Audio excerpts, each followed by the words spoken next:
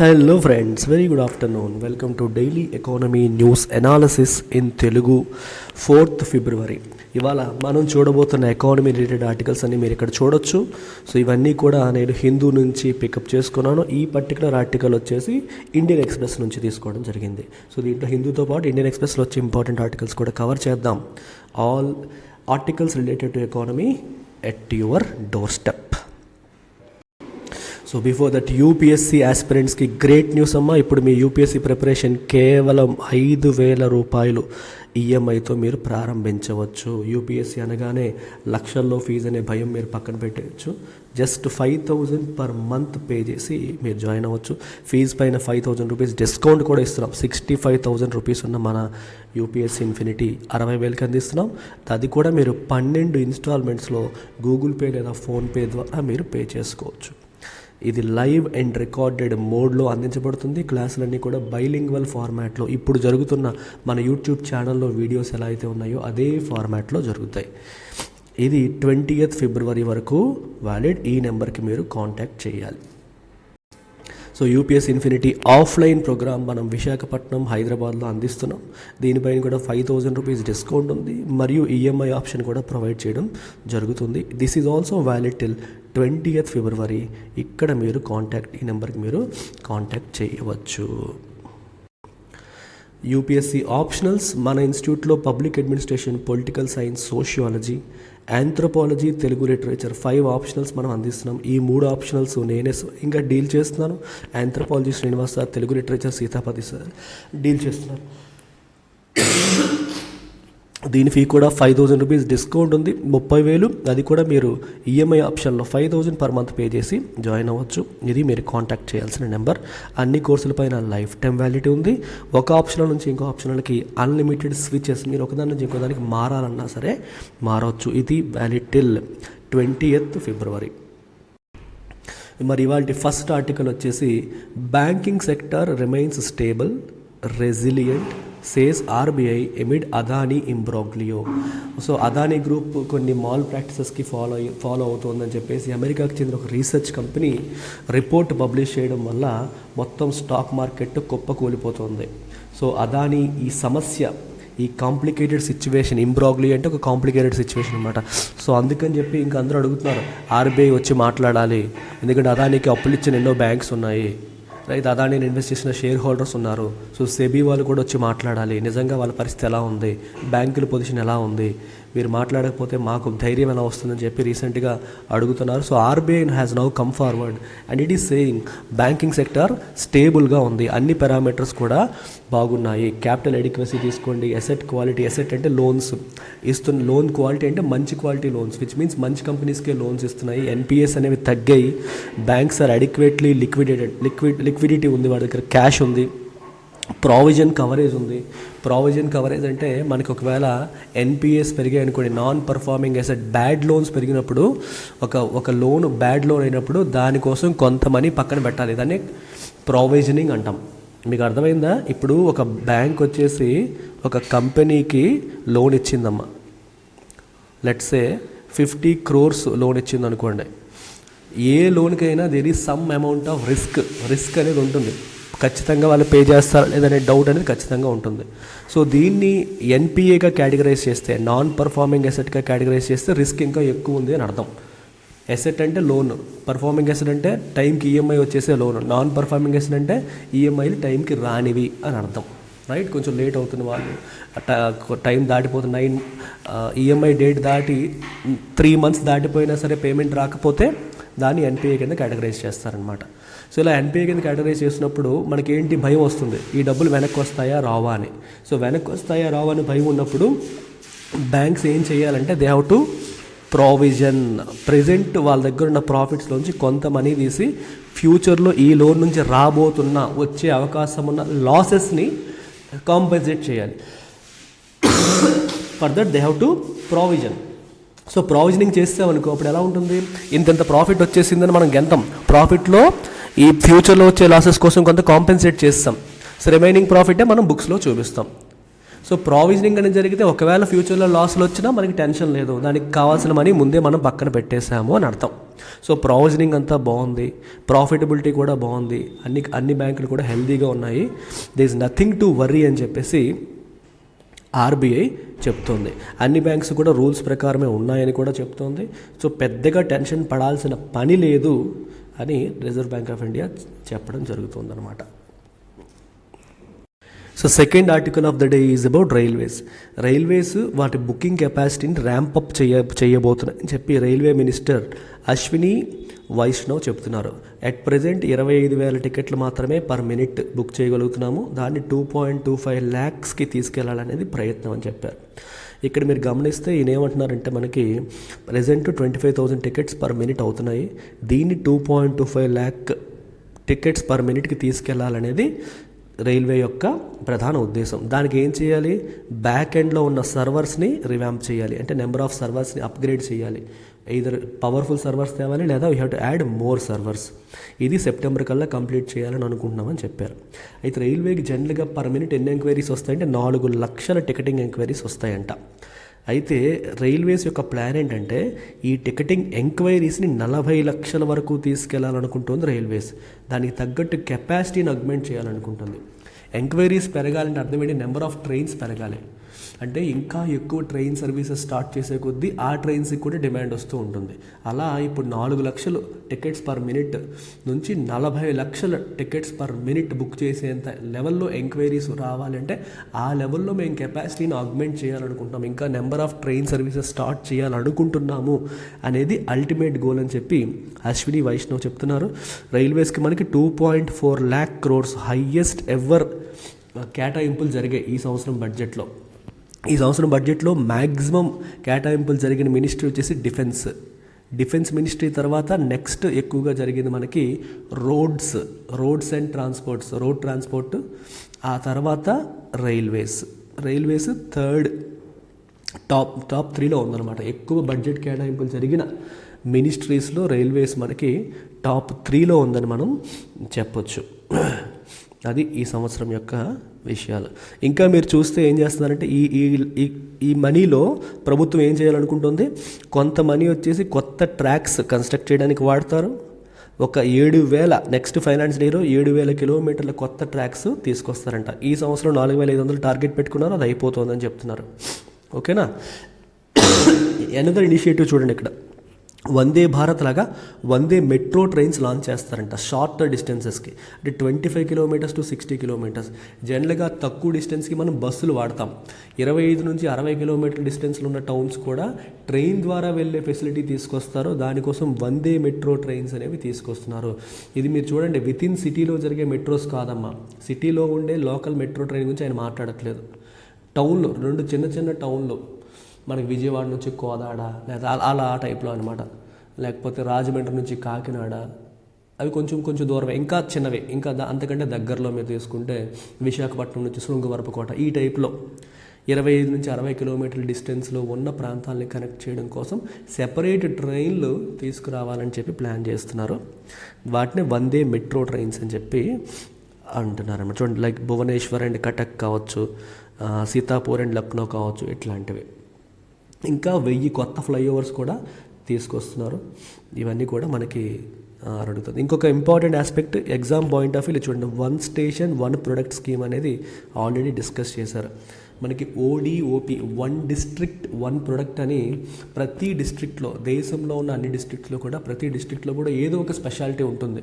అంటే ఆ డిస్ట్రిక్ట్లో పండే నెంబర్ 1 ప్రోడక్ట్ కావచ్చు, ఆ డిస్ట్రిక్ట్ ఏ ప్రోడక్ట్కి ఫేమస్, ఒక హ్యాండీక్రాఫ్ట్ ప్రోడక్ట్ కావచ్చు, ఫుడ్ ప్రోడక్ట్ కావచ్చు, ఏదైనా కావచ్చు, వాటిని ఆ పర్టికులర్ డిస్ట్రిక్ట్ రైల్వే స్టేషన్లో సెపరేట్గా స్టాల్స్ పెట్టి, రైట్, ఫర్ ఎగ్జాంపుల్ కాకినాడ తీసుకుంటే కాకినాడలో కాజా ఫేమస్ అనుకుందాం.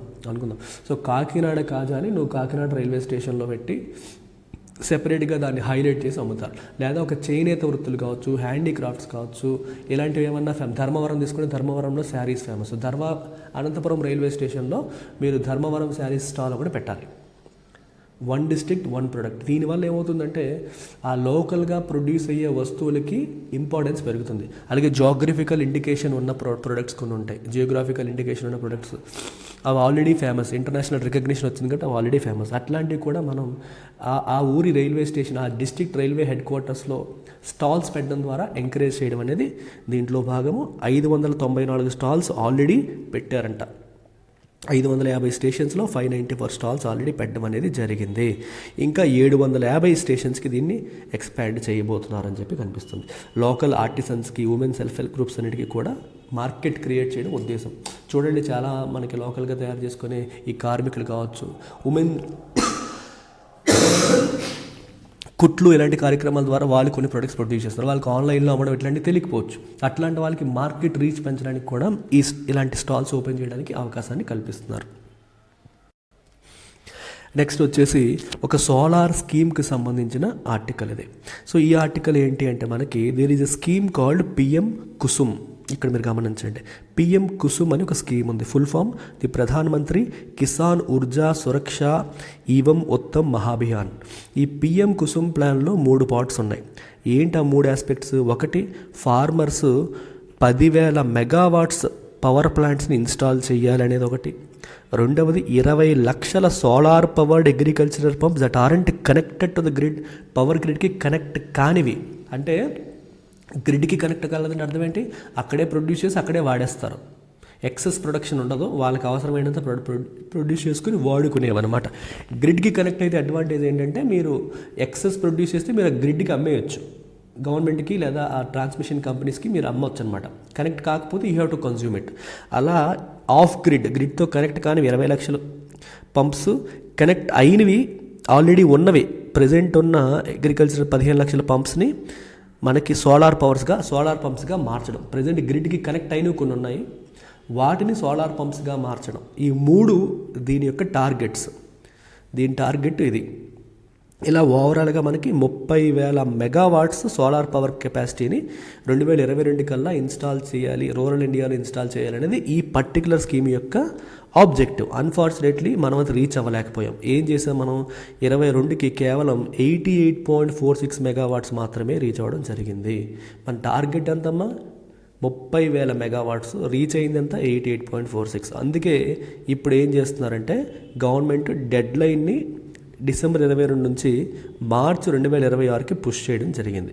అప్పట్లోగా చెయ్యాలి అని చెప్పి చేశారు. చెప్పింది ఎవరు? Power minister RK Singh. So exam point of వ్యూలో మీరు పిఎం కుసుమ్ ఆబ్జెక్టివ్ ఏంటి, దాని డెడ్ లైన్ ఎక్స్టెండ్ చేశారు, ఫుల్ ఫామ్ ఏంటి, దాని యొక్క ఆబ్జెక్టివ్ ఏంటి అని మనం ఒకసారి చూసుకుంటే సరిపోతుంది. Next article, January services PMI eases a ట్యాడ్ weighs on new jobs.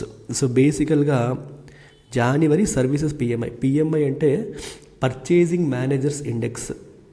ఏంటమ్మా? Purchasing managers index. Very important article ఇది. పర్చేజింగ్ మేనేజర్స్ ఇండెక్స్ అనేది ఎవ్రీ మంత్ కూడా రిలీజ్ చేస్తారు. రిలీజ్ చేసేది S&P గ్లోబల్ సర్వీసెస్, వీళ్ళు రిలీజ్ చేస్తూ ఉంటారనమాట. సో ఇది ఏంటి కథ ఏంటంటే మనకి ఇంటర్నేషనల్గా అంటే ప్రపంచవ్యాప్తంగా ఉన్న డిఫరెంట్ ఆర్గనైజేషన్స్లో ఉన్న పర్చేజింగ్ మేనేజర్స్కి సర్వే చేస్తారు. Who is a purchasing manager? He is the one responsible for all the expenditure. ఆ కంపెనీలో జరిగే ఎక్స్పెండిచర్ అంతా ఈయన అప్రూవల్స్తోనే జరుగుతాయి. ఏం పర్చేస్ చేయాలన్నా ఈయన అప్రూవల్తోనే జరుగుతూ ఉంటాయి అనమాట. సో వీళ్ళకి సర్వే చేస్తారు. ఏం సర్వే చేస్తారు? మీ రా మెటీరియల్ ప్రొక్యూర్మెంట్ లాస్ట్ మంత్తో పోలిస్తే పెరిగిందా? మీ ప్రొడక్షన్ కెపాసిటీ పెరిగిందా? మీ రిక్రూట్మెంట్ పెంచుతున్నారా, తగ్గిస్తున్నారా? రైట్, ఏంటి సేల్స్ అవుతున్నాయా, తగ్గుతున్నాయా? What do you think? Last మంత్తో పోలిస్తే ఈ మంత్ ఎలా ఉంది? ఇలా కొన్ని క్వశ్చన్స్ అడుగుతారనమాట సర్వే రూపంలో. వీళ్ళు ఇచ్చిన ఆన్సర్స్ బట్టి ఒక ఇండెక్స్ ఫామ్ చేస్తారు. ఆ ఇండెక్స్ అనేది if it is more than 50 అది పాజిటివ్ అని అర్థం, విచ్ ఇండికేట్స్ ఎక్స్పాన్షన్. లాస్ట్ మంత్తో పోలిస్తే మనకి ఎక్స్పాన్షన్ ఉంది అని అర్థం. If the index value is less than 50 it is taken as negative, it indicates contraction. Last మంత్తో పోలిస్తే మనకి వెనక్కి వెళ్తున్నాము అని అర్థం అనమాట. ఇది మనకి మ్యానుఫ్యాక్చరింగ్కి సెపరేట్గా, సర్వీసెస్కి సెపరేట్గా రిలీజ్ చేస్తారు. కాంపోజిట్ పిఎంఐ కూడా వస్తుంది. ఇప్పుడు మాట్లాడుతుంది సర్వీసెస్ పిఎంఐ. ఈ సర్వీసెస్ పిఎంఐ అనేది మనకి డిసెంబర్లో 58.5 ఉంటుంది, జనవరిలో 57.2. అంటే అబోవ్ 50 ఉంది, పాజిటివే. కానీ డిసెంబర్ అంత పాజిటివ్ కాదు. ఈ డేటా అనేది రిలీజ్ అయింది. ఇది ఎవ్రీ మంత్ రిలీజ్ అవుతుంది. మీరు తెలుసుకోవాల్సింది ఏంటి ఎలా వర్కౌట్ అవుతుందో తెలియాలి. ఈ ఇండెక్స్ వాల్యూస్ మీకు చెప్పిన పాయింట్స్ మీకు ఎగ్జామ్ పాయింట్ ఆఫ్ వ్యూలో ఉపయోగపడతాయి. నెక్స్ట్ ఆర్టికల్ వచ్చేసి privatisation of insurer PSBs of the table for now. Pandey. ఎవరు ఈ పాండే? ఓకేనా. సో ఈ పాండే అన్న ఆయన ఏమంటున్నారంటే మనకి కాంతా పాండే, సెక్రటరీ తుహిన్ కాంతా పాండే ఆయన ఏమంటున్నారంటే మనకి 2 ఏళ్ల క్రితం 2 పెద్ద private 2 years back 2 public sector banks మరియు ఒక ఇన్సూరెన్స్ కంపెనీని ప్రైవేటైజ్ చేయాలి అని చెప్పి నిర్ణయం తీసుకున్నారు. లాస్ట్ 2 years బ్యాక్ యూనియన్ బడ్జెట్లో అది అనౌన్స్ చేశారు. ఒక జనరల్ ఇన్సూరెన్స్ కంపెనీని, 2 పబ్లిక్ సెక్టర్ బ్యాంక్స్ని. అయితే ప్రస్తుతానికి it is of the table, అంటే ఈ సంవత్సరం అయితే టేకప్ చేయట్లేదు. మరి ఈ సంవత్సరం ఏం చేస్తారు? దిస్ ఇయర్స్ ఫోకస్ అనేది ఏంటంటే will be to execute approved transactions. Already కొన్నిటికి ఓకే చేశారు, ఆ ఓకే చేసినవే ఇంక ఎగ్జిక్యూట్ అవ్వలేదు. సో కొత్త ట్రాన్సాక్షన్స్, కొత్త ఇనిషియేటివ్స్ మేము టేకప్ చేయట్లేదు ఈ ఇయర్. ఆల్రెడీ ఏ బ్యాంకుల్లో అయితే ప్రైవేటైజ్ చేయాలనుకున్నామో, ఏ ఇన్సూరెన్స్ కంపెనీస్ని ప్రైవేటైజ్ చేయాలనుకున్నామో ఆ ఆల్రెడీ అప్రూవ్ చేసిన ట్రాన్సాక్షన్స్ని ఎగ్జిక్యూట్ చేస్తాము, కొత్తగా ఏమీ టేకప్ చేయట్లేదని చెప్పారు. ఓకేనా, చేయట్లేదని చెప్పారు. అయితే ఈ డిజిన్వెస్ట్మెంట్ కార్యక్రమం ఏదైతే ఉందో ఇది టేకప్ చేసే మినిస్ట్రీ దీపం ఫుల్ ఫామ్ ఏంటి ఇక్కడ చూడండి, మీకు కనిపిస్తుంది. Department of investment and public asset management. So ఈ పర్టికులర్ మినిస్ట్రీ ఏం చేస్తుందంటే పబ్లిక్ అసెట్స్ అంటే public companies, public limited companies కావచ్చు, గవర్నమెంట్ యొక్క ల్యాండ్, వేరే అసెట్స్ కావచ్చు, వాటి యొక్క స్ట్రాటజిక్ సేల్ లేదా డిజిన్వెస్ట్మెంట్, వాటి అమ్మకం లాంటి ఆస్పెక్ట్స్ని ఇది చూసుకుంటుంది. This comes under ministry of finance. Ministry of ఫినాన్స్లో ఇది ఒక సెపరేటెడ్ డిపార్ట్మెంట్ అనమాట. ఈ డిజిన్వెస్ట్మెంట్ ప్రాసెస్ అంతా ఓవర్సీ చేసే డిపార్ట్మెంట్ ఇది. అది ఇయర్ కొత్తగా ఏమీ ఆ బ్యాంక్స్ని, ఇన్సూరెన్స్ కంపెనీస్ని ఇప్పుడు కొత్తగా ప్రైవేటైజ్ చేయట్లేదని చెప్పడం జరిగింది. అండ్ ఫైనల్లీ ఇవాళ మీరు నేర్చుకోబోయే ఒక వర్డ్ ఏంటంటే ప్యారిస్ క్లబ్. ఇది మీకు ఇండియన్ ఎక్స్ప్రెస్లో ఎక్స్ప్లెయిన్డ్ సిరీస్లో భాగంగా ఇచ్చారు. ఈ ఆర్టికల్ కూడా మీకు ఇక్కడ చెప్తున్నాను. సో ప్యారిస్ క్లబ్ కథ ఏంటి, అసలు ఏంటి ప్యారిస్ క్లబ్, వాళ్ళు ఏం చేస్తారంటే మీరు చూడండి. Paris club is a group of western creator countries. Especially ఇందులో ఉన్న వాళ్ళని వెస్టర్న్ కంట్రీసే. 22 కంట్రీస్ దీంట్లో ఉన్నాయి. 1956లో ఇది ఫామ్ అయింది. దీని ఆబ్జెక్టివ్ ఏంటి అంటే to find sustainable debt relief solutions to countries that are unable to pay their bilateral loans. ఒక కంట్రీ ఇంకో కంట్రీ దగ్గర లోన్ తీసుకుంది అనుకోండి, లోన్ తీసుకుని పే చేయలేకపోతుంది అనుకోండి, అలాంటి కంట్రీస్కి హెల్ప్ చేయడమే దీని యొక్క రెస్పాన్సిబిలిటీ. సో ఇప్పుడు నువ్వు అప్పు తీసుకున్నావు, తీర్చలేకపోతున్నావు, అలాంటి కంట్రీస్కి డెట్ రిలీఫ్ సొల్యూషన్స్, ఆ డెట్ నుంచి రిలీఫ్ పొందే సొల్యూషన్స్ ఈ 22 కంట్రీల గ్రూప్ అనేది ఇస్తుందన్నమాట.